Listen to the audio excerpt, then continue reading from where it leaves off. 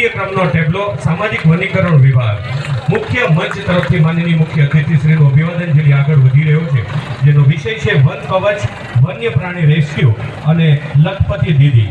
One કવચ એ ટૂંકા સમયગાળામાં ગીર જંગલ ઉછેર કરવાની ટેકનિક છે, જે જાપાની વનસ્પતિ શાસ્ત્રી દ્વારા પ્રેરિત છે.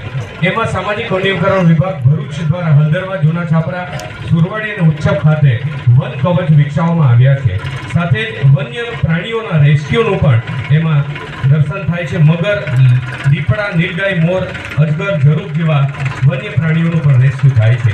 ચોથા નંબરનો ટેબલો જિલ્લા આરોગ્ય અધિકારીની કચેરી, જિલ્લા પંચાયત ભરૂચ, બેટી બચાવો બેટી પઢાઓ મુખ્ય મંચ પાસેથી મુખ્ય અતિથિશ્રીનું અભિવાદનજલી આગળ વધી રહ્યા છે.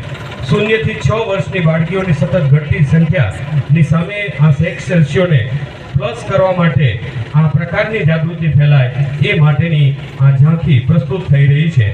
ગર્ભમાં બાળકનું પરીક્ષણ જાતિ રીતે કરવું એ ગુનો બને છે અને એમાં 1 વર્ષ સુધીની કેદની જોગવાઈ અને 1 લાખ રૂપિયા સુધીના દંડની જોગવાઈ છે, એ પણ આ ઝાંખીમાં બતાવાઈ રહ્યું છે.